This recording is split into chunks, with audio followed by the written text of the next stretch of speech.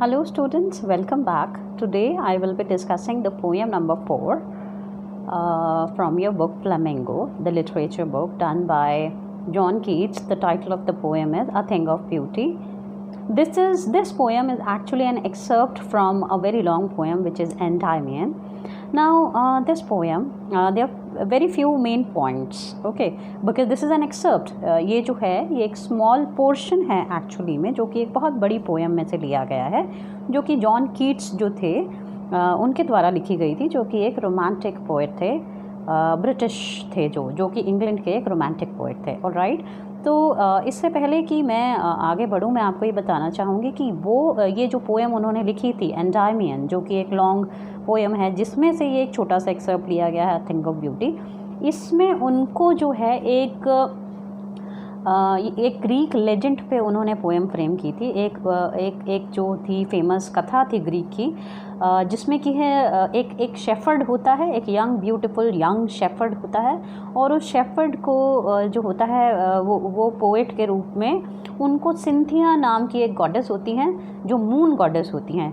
उनकी विज़न आती है, और उसकी विज़न जो है, उसकी जो उनको प्रतिबिंब दिखता है अपने ख्यालों में, अपने विचारों में, अपने थॉट्स में, उस विज़न के पीछे जो है वो फॉरेस्ट के अंदर भटकते रहते हैं just to find that goddess, उस गॉडेस को ढूंढने के लिए। तो उसी से संबंधित उन्होंने ये लॉन्ग एंडायमियन पोएम लिखी थी, जिसका ये एक्सर्प्ट है। अब इस एक्सर्प्ट में अ थिंग ऑफ ब्यूटी जो पोएम है, इसके अंदर जो है वो ये बात करते हैं कि जो कोई भी एक ऐसी चीज़ जो खूबसूरत होती है, जो ब्यूटीफुल होती है, वो हमेशा के लिए जॉयफुल होती है, हमेशा आपको वो खुशी देती है। अब ये ब्यूटीफुल थिंग कुछ भी हो सकती है। एक छोटा सा स्मॉल पपी, वाइट कलर का सफ़ेद डॉगी, जिसको देख करके आप खुश हो जाते हैं। सन, सूरज, moon, right, then the stars, कोई और खूबसूरत चीज़ जैसे कि एक बहती हुई नदी, छोटी छोटी नहरें, राइट, सफ़ेद पानी, नीला पानी, हरा पानी। जब आप समुद्र को अलग अलग जगहों से देखते हैं, किसी में मॉस होती है, कहीं ब्राउन कलर का आपको दिखता है, कहीं पानी आपको ब्लू दिखता है, कहीं समुद्र जो है वो आपको हरा दिखता है, तो वो देख करके आपको जो है खुशी मिलती है, राइट, और हमेशा खुशी मिलती है। जैसे कि सनराइज़, सुबह जब सूरज उगता है, जब लालिमा होती है, जब it is not that bright कि आपकी आंखों को वो लाइट चुभे, तो वो आपको खूबसूरत लगता है।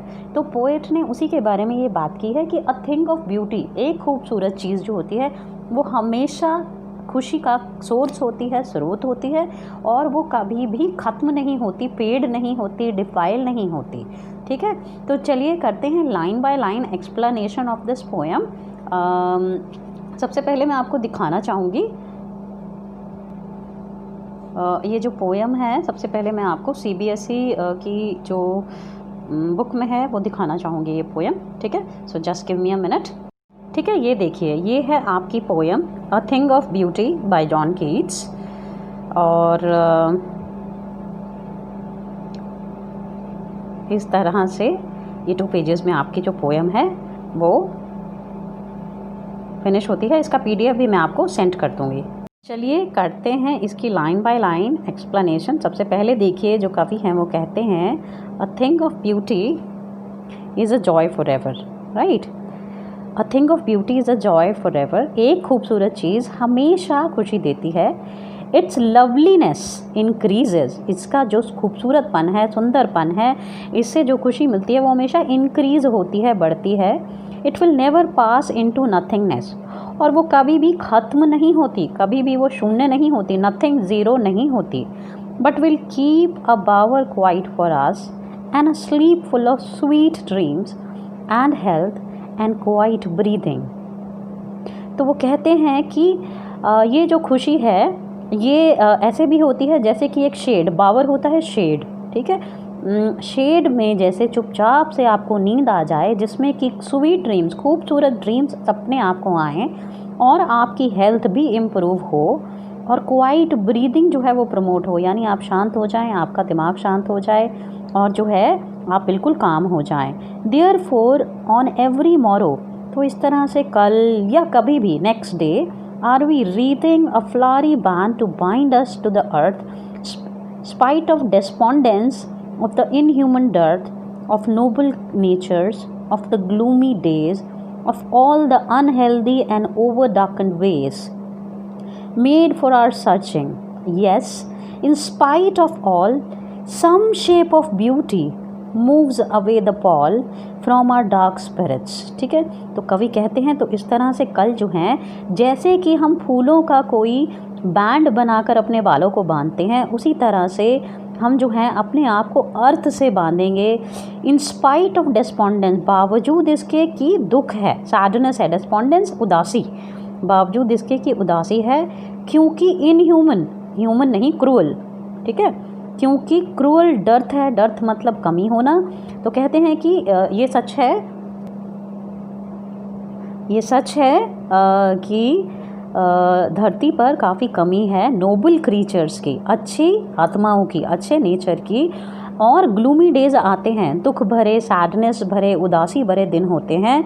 और बावजूद इसके कि हम ढूंढते रहते हैं, हमें अनहेल्दी सैड थिंग्स मिलती हैं, उसके बावजूद, इन सारी चीज़ों के बावजूद, इन स्पाइट ऑफ ऑल, सभी चीज़ों के बावजूद, सम शेप ऑफ ब्यूटी, कोई ना कोई ऐसी खूबसूरत चीज़ हमें ज़रूर दिख जाती है या मिलती है, या हम उसके कम अक्रॉस होते हैं, जिससे moves away the pall from our dark spirits, जिससे हमारी जो डार्क स्पिरिट्स हैं, उदासीन भरी जो हमारी आत्मा है, उससे दुख का, उदासी का आवरण जो है वो हट जाता है. ठीक है, अब वो कौन सी चीज़ें हैं? Such the sun, the moon, trees old and young, चाहे वो सूरज हो, मून हो, चंद्रमा हो, पेड़ हो, छोटे या पुराने पेड़ या यंग पेड़, ठीक है, चाहे सिंपल शीप हो, जो चाहे वो एक भेड़ ही क्यों ना हो, ऐसी कोई भी खूबसूरती की चीज़. And such are daffodils, daffodils जो होते हैं वो पीले रंग के फूल होते हैं. Okay, with the green world they live in and clear reels, चाहे वो ग्रीन वर्ल्ड हो यानी फॉरेस्ट जहाँ हरियाली हो, चाहे हम बात करें क्लियर रिल्स, छोटी छोटी नहरें जो बड़ी नदियों से निकल कर इधर उधर जो हैं बह रही होती हैं. That for themselves a cooling coward make against the hot season, जो अपने आप में एक ठंडा इफ़ेक्ट देती हैं आपको इतनी गर्मी के माहौल में. अब यहाँ हॉट सीज़न जो है वो सिर्फ गर्म मौसम ही नहीं, बल्कि उस गर्मी की बात हो रही है जो हमें परेशानी से, अंदर के एंगर से, अंदर की जालसी से होती है. ठीक है, तो यहाँ जो ये इमेजरी है, ठंडी नदी, ठंडा पानी, यह सिर्फ लिटरल नहीं है, मेटाफर है. ओके, सो इसके आगे देखिए, rich with a sparkling of fair musk rose blooms, कहता है कि जो जंगल होता है उसमें अगर आप कभी जा रहे हैं, the mid forest brake, mid forest जंगल के बीच में, ब्रेक BRAKE नीचे दिया हुआ है मीनिंग में, a thick mass of ferns, तो ये एक तरह के पौधे हैं. फर्न एक तरह का पौधा होता है. कहता है जंगल के बीच में जब आप जाते हैं, चाहे आप फर्न्स को देखें, उस पौधे को देखें जो कि जिसके अंदर से एक खुशबू आ रही होती है, मस्क रोज़, सफ़ेद गुलाब की ब्लूम्स, सफ़ेद गुलाब जो हैं वो खिल रहे होते हैं, उनकी sprinkling of fair musk rose, उनकी खुशबू आ रही होती है. And such too is the grandeur of the dooms, कहते हैं, कवि कहते हैं कि इसी तरह से है grandeur of the dooms we have imagined for the mighty dead, जो बड़े बड़े फेमस लोग जिनकी डेथ हो गई है, उन सभी हीरोज़ का जो ग्रैंड्योर था, जो उनका जो मैग्निफिसेंट रोल था, राइट, उसको जब हम सोचते हैं तो हमें एक मोटिवेशन मिलता है टू लिव लाइफ. हमें मोटिवेशन मिलता है कि हम अपनी उदासी को, डिप्रेशन को, दुख जो है उसको एक साइड कर दें और ब्यूटीफुल स्टोरीज़ जो हैं, ब्यूटीफुल चीज़ें जो हैं उनको इमेजिन करें, सोचें और समझें, उनकी जीवन से प्रेरणा लें. All the lovely tales that we heard or read, वो सभी प्यारी कहानियाँ जो हमने कभी सुनी हो या पढ़ी हो. An endless fountain of immortal drink pouring unto us from the heavens brink, कहते हैं कि ये जो कहानियाँ हैं ये हमें एंडलेस फाउंटेन देते हैं इमॉर्टल ड्रिंक का, मतलब इनसे हमें इमॉर्टल ड्रिंक मिलती है, जिस ड्रिंक को पीकर हम इमॉर्टल हो जाएं, अमर हो जाएं. वो ऐसा फुवारा है, फाउंटेन है जो कभी ख़त्म नहीं होता, एंडलेस है. Pouring unto us from the heavens brink, और वो हमारे हार्ट के अंदर इस फाउंटेन से इमॉर्टल एक जो है source of inspiration, as a source of inspiration हमारे अंदर बहता रहता है। ठीक है, तो मतलब कहने का ये है इन वन लाइन कि ये जितने भी लोग, जो बड़े बड़े लोग थे, चाहे वो अलेक्जेंडर हों, चाहे वो कोई और कवि रहे हों, चाहे वो कोई और बड़े वॉरियर रहे हों, उन सब की अगर हम बात करें तो जब हम उनकी कहानी सुनते हैं या पढ़ते हैं या समझते हैं तो उनको पढ़ने से, सुनने से, समझने से हमें इमॉर्टल ड्रिंक का एक सोर्स मिलता है जो कि हमारे हृदय में बहता है डायरेक्ट हेवन से, डायरेक्ट स्वर्ग से। All right, so this is the poem. Coming back, okay, so coming back, हमने इससे ये सीखा कि एक थिंग ऑफ ब्यूटी, जो खूबसूरती की चीज़ होती है, वो हमेशा हमें खुशी देती है। Right, okay, so then talking about the questions which are there, let us look at the questions. ठीक है, तो सबसे पहले हम डिस्कस करते हैं CBSE के क्वेश्चन। देखिए, पहला क्वेश्चन है list the things of beauty mentioned in the poem. कहते हैं कि जो पोएम के अंदर थिंग्स ऑफ ब्यूटी मेंशन हुई है वो बताएं। तो there were several things, trees थे, डैफोडिल्स थे, फर्न थी, शीप थी, the sun, the moon, the brook, small rills, clear water. तो ऐसी बहुत सारी चीज़ें थी जिनको थिंग्स ऑफ ब्यूटी कहा गया है। Right, now let us take a look at the second question, list the things that cause suffering and pain. कहते हैं वो चीज़ें बताएं जिससे सफरिंग होती है या पेन होती है। तो इस क्वेश्चन में हम ये आंसर करेंगे कि हमारे खुद के एक्शंस ही जो होते हैं, they are the root cause of the suffering and pain and despondence and fall. क्योंकि हमारे जो एक्शंस रहते हैं वो इनह्यूमन होते हैं, क्रूअल होते हैं, there is a dearth of noble nature, इसी वजह से जो है सफरिंग एंड पेन होती है। नाउ द थर्ड क्वेश्चन देखिए, what is the line therefore we are reading a flowery band to bind us to earth suggest to you.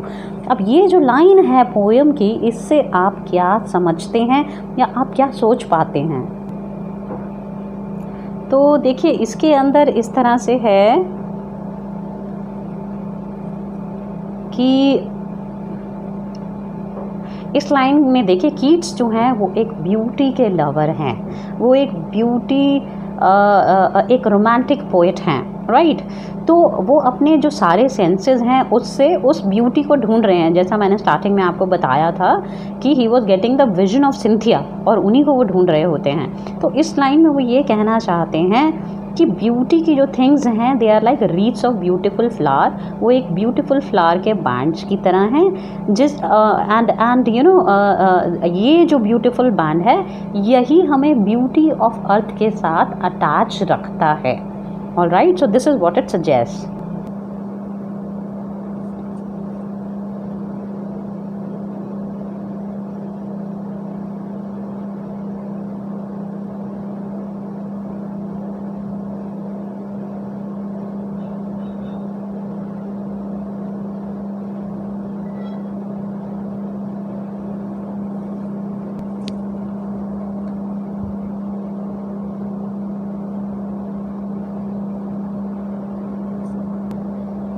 And that's why humans love life. All right, तो चलिए अगला question देखते हैं। अगला question है, why is grandeur associated with the mighty dead.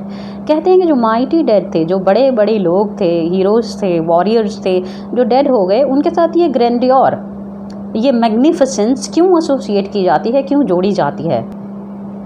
तो बच्चों, आई think you understand this question and you can answer this well, कि जितने भी ये बड़े बड़े हीरोज़ थे, उनकी जो ग्रैंड लेगेसीज़ हैं, उनकी जो बड़ी कहानियाँ हैं माइटी डेड की, जब भी हम उनके बारे में सुनते हैं वो हमें एक सब्लिमेटिंग इफेक्ट देती हैं।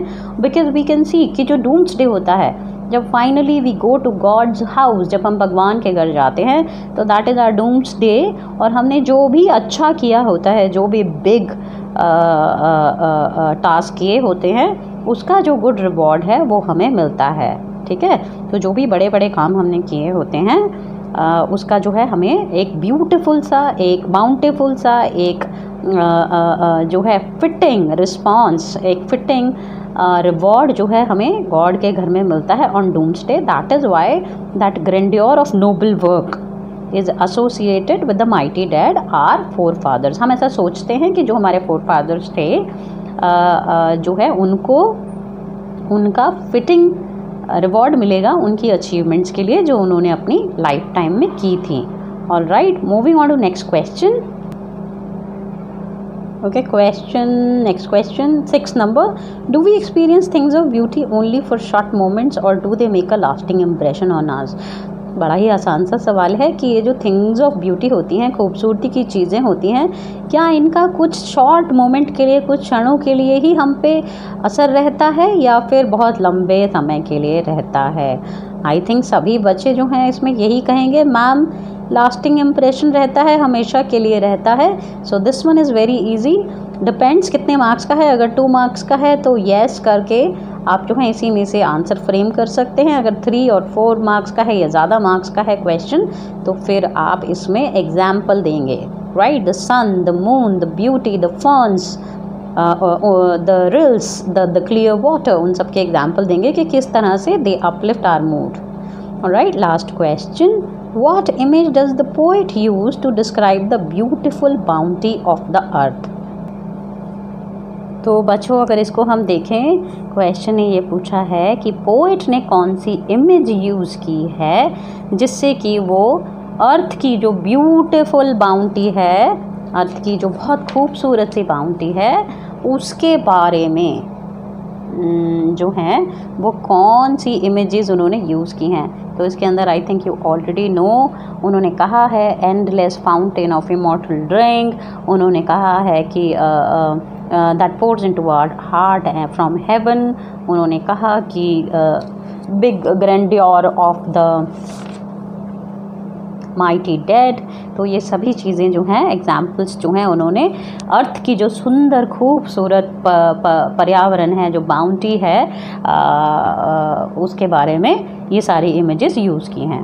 ठीक है, तो with that we come to an end of the NCERT questions. अच्छा, इसके बाद ये बच्चों मैंने कुछ क्वेश्चंस फ्रेम किए हैं। Alright, you can take a screenshot of these extra questions. ये है extra question 5 जो आपको अपनी नोटबुक में करने हैं। They are very clear, okay? और ये 5 extra question जो हैं इनको नोटबुक में करना है। जिनको नहीं समझ आएगा we will do a Google Meet as I have said in the following coming days. Alright, with that we come to an end of this poem. Thank you so much for watching the video.